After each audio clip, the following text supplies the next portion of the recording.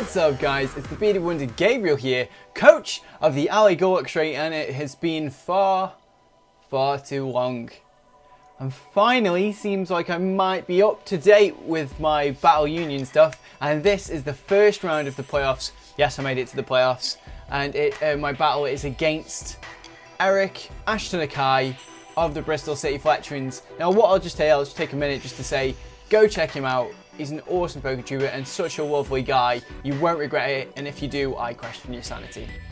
That's simple. So let's get straight into it. I haven't got a team building episode because, as usual, didn't have time to do it, but I'm going to go through very briefly what I brought to this battle. So, seeing his team, a Talonflame there, a lot of big threats, and I thought, you know what, I'm going to go a bit more offensive for this game, and the Pokemon I brought were, I'm just taking a little look because I can't remember, Gaibriul. Now this is a sort of Gaibriul. It's been pretty good for me in recent weeks, so I wanted to make sure I brought it. It's awesome Pokemon. A True Scarf and Rotom Heat. We all know what I do with that. And it has got the Trick instead of Wisp or Thunder Wave, because I thought the Trick would be very useful against some of his mons. Mega Altaria, which is fully physically defensive because his team is very physically attacking.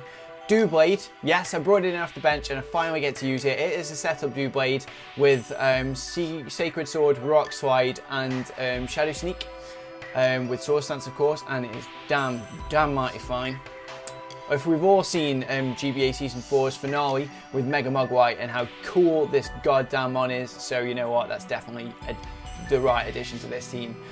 Ambipom, been the MVP since I brought it back. It's so good. This is Fake Out Life Orb Ambipom instead of a True Scarfy variant or a U-turning variant, with Low Kick, Fire Punch for Scizor, Return, and then Fake Out, of course. And then finally the Heatran, and this time finally no Air Balloon. I'm bringing leftovers Heatran with more of an aggressive build. So most of my mons have got some bulk to them, but they're mostly quite attacking threats.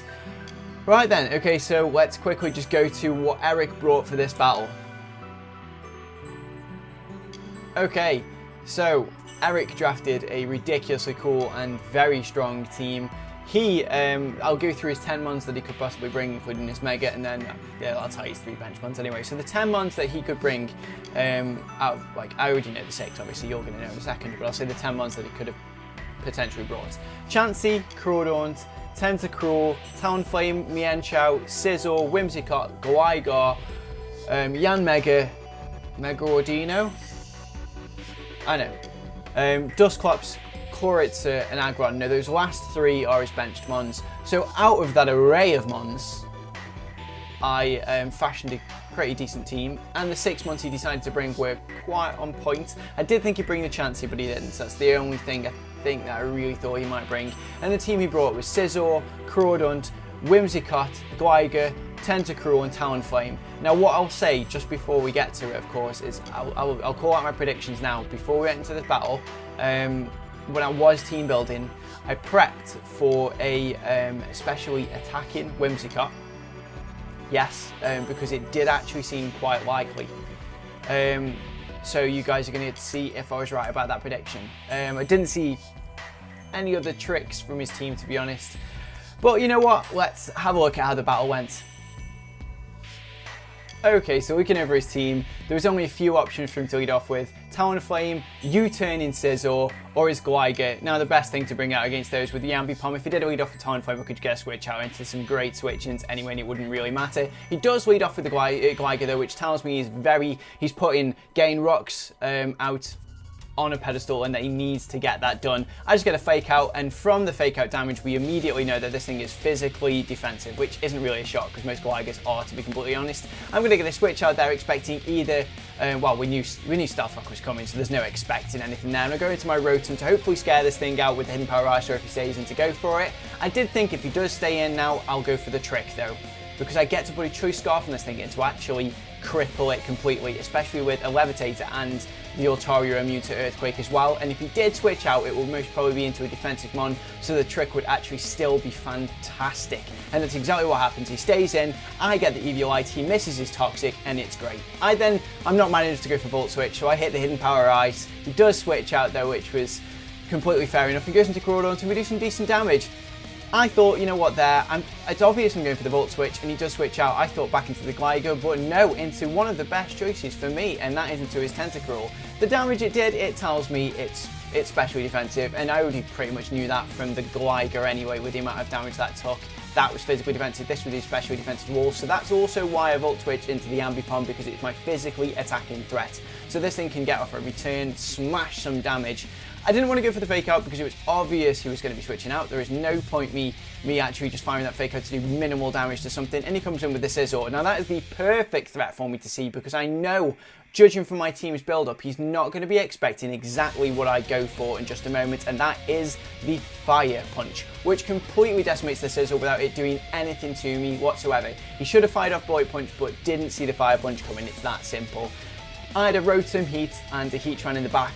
Why would I bring Fire Punch on the Ambipom? Because it was obvious that pairing would happen at some point, and the Ice Punch was not good enough. So we do end up taking Scizor down, and that is amazing. He comes back in with the Gligar, and I can just get an easy switch out, because either he's going to go for Toxic, or he's going to go for Earthquake, and my Altaria can eat up both, because he's got Heal Belt, and of course he's immune to the Earthquake. He does show me that he's going for the Earthquake, and that's what he choiced himself into, so I am perfectly fine. If I want to, I can switch out into the Rotom here, which maybe what I should have done, because I don't have a setup on Altaria. He is a defensive mon, but I thought, probably not worth it. I'm just actually going to try and do something with the Altaria itself. So I do end up firing off a Hyper Voice, which is pixelated of course, and the Talonflame eats that up without any trouble because it's a Fire-type Pokemon. Sadly though, with this switch, and I can't do anything to Talonflame, and judging from his team setup, this was always going to be a setup one, whether it be Bulk Up or it be Sword Stance. It scared me, but I have got Rotom, and I had got Heatran to try and deal with it, to take any hit without a shadow of a doubt, and he does show me it is Sword Stance. That is terrifying. But luckily, I know my Heatran can take anything, and so can my Rotom. Also, I thought, he's packing Natural Gift with, I can't remember the berry, but it's the Water Berry. Completely decimates my Rotom Heat, and I did not see that coming, so props. That was absolutely such a fantastic idea, and I didn't see it coming. It was great. It does mean, though, that the Talonflame has nothing for my Heatran now. Absolutely nothing, so I can come in with that without any shadow of a doubt. I could have gone for Rocks, but I thought there's not much point at the moment, so I want to try and whittle some Pokemon down, and if he does decide to stay on with the Talon for some stupid reason, I can get Stone Edge and completely get rid of it, which would have been amazing. But no, he switched out into Tentacruel, which is going to be able to eat up the specially attacking hits, especially from this Heatran, and I cannot stay in. There is no way on earth. Also, he thought, I took the Scald, I've got some specially defensive bulk, it's perfectly fine, I can eat it up without any trouble, and you know what, I'm going to get some chip damage on this Tentacruel because his recovery is not great. Props to the name, by the way, Eric, Tentacarl. If you guys don't know, Carl is my real name, so that's pretty funky. We get the Will-O-Wisp off. I'm not going to stay in now. There is no point. I don't want to take even more damage, especially when my Rotom's gone for against that Talonflame. I want to try and save this for the late game against that Talonflame, otherwise it's going to destroy me. But I would like the chance at some point to get my rocks up. This isn't it though, in case he fired off a Scald once again. He does actually switch out though, goes into Gligar, which would be a perfectly fine matchup for the Heatran. He would destroy the Heatran with an Earthquake. But it doesn't matter. My Altaria can last with this all day, and that's what I went out into anyway, to eat up a hit from the Tentacruel if he wanted to go for one. The Scald would do nothing. I have the Heal Bell if he burns me. But of course, that's not what he plays out. He's got the Gligar, he goes for the Toxic. Again, I don't mind that whatsoever. I fired off the Roost in case he wanted to switch out, and because I wanted my Altaria to get some more health back, so I can just take physical attacking hits all day long. Now, to me, it was obvious there. He was choiced into the Toxic. He was going to switch out once again. It was always going to be into that Talonflame because I've already seen that switch. So this time I have to preempt it and I have to switch out straight away. Now, he cannot stay in against the Heatran. We've seen that before. So this is the perfect opportunity for me to now set up my rocks, which I knew would be important. Mid-game's okay. Any later than this, and it probably would have been a bad idea. But you know what? Now he's going to switch out. That Talonflame is on minimal health, where a fake out from my Ambipom can destroy it. So that is perfectly fine by me. I get the rocks up, and he comes in with a Whimsicott. That is a Tal, if there ever has been one, that he's got a hidden power ground on this thing. And again, I had an inkling it was going to be especially attacking one, like an actual Choice Specs or Wifi or something like that. I can't stay in against this. I need to scout out what he's going to do. So I'm going to go back into my Altaria, which should be able to take pretty much any hit from this. I know he's got a super effective Moonblast, which would do an absolute massive chunk, but he's not going to do that to the Heatran, so I can at least scout out. And he shows me it is hidden power. We already knew that, to be fair. It was so obvious, and my Crowdo will eat that up for days. It's great. I love saying that as well. I love saying my Pokemon are defensive. I love defensive mons, which sadly Anima figured out and was able to really challenge me. She actually switched. This is where it starts. He switches out there, goes into Gligar once again, most probably at this point to try and just scout out what I'm going to do, because this thing can't do anything anymore. He's really crippled. But I'd already made the switch out into... I'd already decided to make the switch out into Azumarill against this anyway. He goes for the Toxic. That's not going to be any problem whatsoever, and I can just fire off a Waterfall and completely destroy this. And there is KO number 2. That's great. That's absolutely spiffing perfect for me to get rid of that. Now he doesn't have a switch in with the actual ground type attack, and my Heatran becomes so much more important. He's got very minimal things, except for, of course, this with Hidden Power Ground. Not even Tentacruel can really deal with it. The Azumarill here, I know will play Rough Wool. It's such a high chance to actually get to KO. Goes for the Switcheroo, gets my Assault Vest. I end up getting Choice Specs. To be honest, either side of that didn't really matter. If I was Eric in that point and he did say it was a mistake on his part, I would have gone for the Giga Drain. Just got damage off on this in case he survives the Play Rough, because that's exactly what happens. He survives on 2 health, and my Play Rough, it just doesn't kill him. Gives him a chance to go for the second, would have been the second, Giga Drain, and do a lot of damage, but it doesn't really matter. I'm going to take this out now with the Play Rough, and I will say luckily, because it genuinely is really good for me that this happens, my Azumarill goes down to the Poison. Now, I don't like Poison Azumarill because it's an amazing Pokemon, but this means I get the chance to come in. He's got 3 Mons left now. All will get destroyed by Ambipom. All of them. So I just have to come in with that, hit Fake Out, and kill something.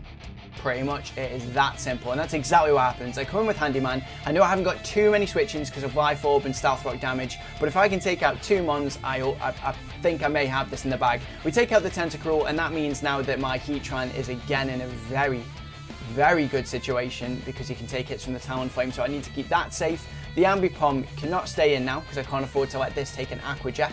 So I've just got to switch out, protect that Fake Out, because this gets 1 more switch in, as you can see from the health.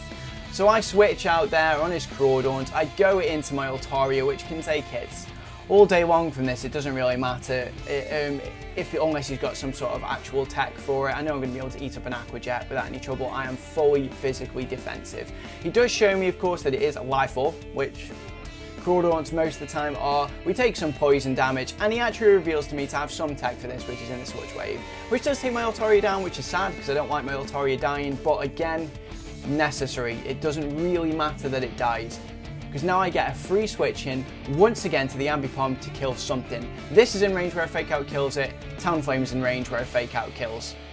That simple. I just get to hit Fake Out and I'm done. He does switch out, going into his Talonflame, protecting that Aqua Jet because it's the only thing that can possibly dent my Heatran.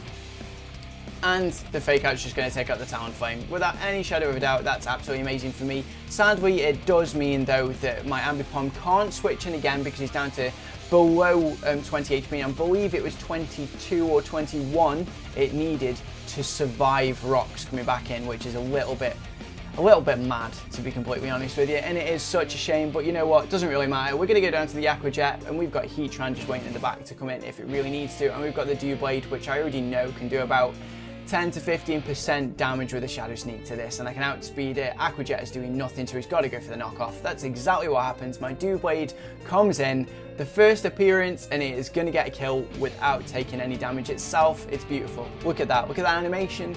Look at the shininess of the Doublade. It is awesome. And you know what? We did it. We actually made it through round 1 of the playoffs. Next up, we do have Enzo of the Swiskers. We faced him before and we won. Can we do it again? He's got a Mega Venusaur that I am terrified of, and he has a very good team, and he is on very, very good form. Now, if the other side, in the other side, we've got Bice versus Anima. Again, what an awesome semi-final that is. So hopefully, to be honest, I want that rematch against Anima, but I also haven't faced Bice yet in this league, so I'd love to face off against him. But first, we're going to get over Swiskers, which is going to be really, really tough. Thank you so much for the battle, Eric. It was actually genuinely awesome and I really enjoyed it, and I love your team, and props, dude, for making it to the playoffs of the TBU, and also for getting, like, I think you've gone 11-1 currently in the LBA. Nice work, absolutely top bloke. Definitely go check him out. Thank you guys so much for watching this video. I'm going to be uploading more regularly, so I'm back, I can say it. It's great. Feels amazing to be back. Oh, forgetting my outro. Such a long time. I'm emotional right now. But thank you so much for watching. Have yourselves a damn fine day. I am, again, euphoric. I am loving life, and I hope you are too. I'll see you next time.